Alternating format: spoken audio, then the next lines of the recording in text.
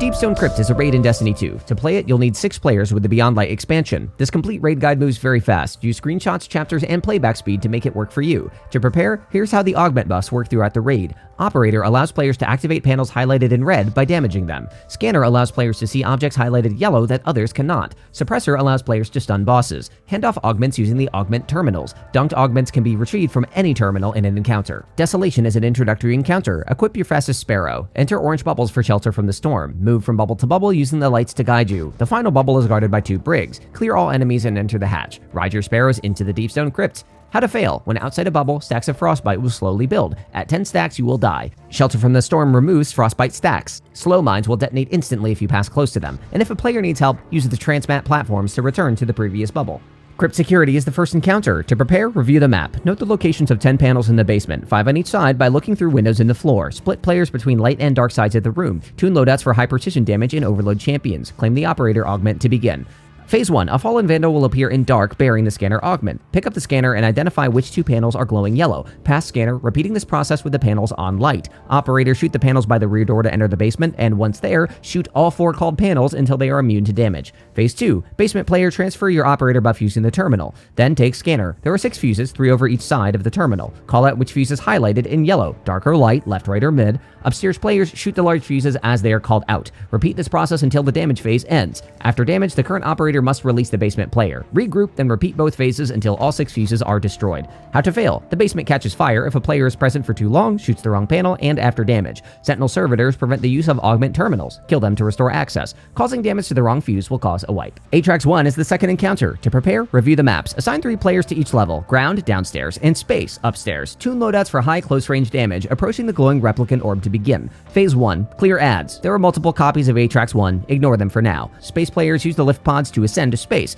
Operator will spawn in ground, scanner will spawn in space. Collect them. 6 sentinels will appear. Kill the last sentinel when you're ready for damage. Phase 2. Pass the operator buff to space. Scanner, identify which Atrax clone is highlighted yellow. Damage that clone until it dies and drops the replication debuff. A player without operator must pick it up. Operator, escort the debuff player to an airlock with an active panel. Open the airlock and shoot the replication orb off the debuff player. Meanwhile, pass scanner to ground and repeat the damage process there. Alternate damage between space and ground up to 4 times using terminals and lifts as needed. Repeat both phases until final stand. Phase 3. All players take the lifts to space. Scanner, call out the glowing yellow Atrax clone. Continue attacking active clones until Atrax is dead. How to fail. If no lift pods are available, operator must activate their panels to move them. If the replication debuff timer reaches 0, the fire team will wipe. Operator can reset this timer by shooting the orb off a player's back, allowing them to pick it back up. If the correct clone is not attacked, or if the wrong clone is attacked, the fire team will wipe. Next, throw on your best jumping build, cross the platforms, and crank the music. Descent is the third encounter. To prepare, review the map. Assign a primary and backup player for all 3 augments. Shoot Taniks to begin. Clear ads until all 3 augments have been collected and an alarm sounds. Scanner, call out which 2 nuclear core receptacles are highlighted.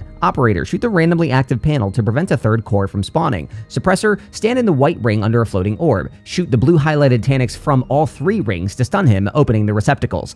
Grab the 2 cores and dunk where the scanner called. Repeat this process 5 times. After round 6, drop into the center hole and run for your lives. How to fail. After a cycle is completed, a random augmented player is deactivated. Transfer using terminals. After this, you can't pick up another augment for 45 seconds. If a nuclear core is not picked up before its timer expires, the fire team will wipe. Holding a nuclear core builds radiation stacks, killing the player at 10 stacks. Taniks is the final encounter. To prepare, review the map. Assign an operator, a suppressor, and 4 runners. Additionally, break into teams of 2, 1 for each area on the map. Tune loadouts for high range damage. Disturb Taniks' trash pile to begin. Phase 1. Clear ads, killing fallen captains to spawn 1 augment in each location. Collect the augments and wait for Taniks to move from the center of the map. Call out where he moves and follow him. Phase 2. Shoot Taniks' glowing engines until 4 nuclear cores are dropped. Runners pick up the cores and bring them to their receptacles. The 2 receptacles near Taniks during this phase are always inactive. Runners, call out when you are detained by an energy bubble. Operator, pop it. Suppressor, stun Taniks to open the core receptacles. Dunk all 4 cores. Regroup behind the rock between spawn and blue until damage begins. Phase 3. Taniks will create 2 rings of deadly electric garbage. Stand between them.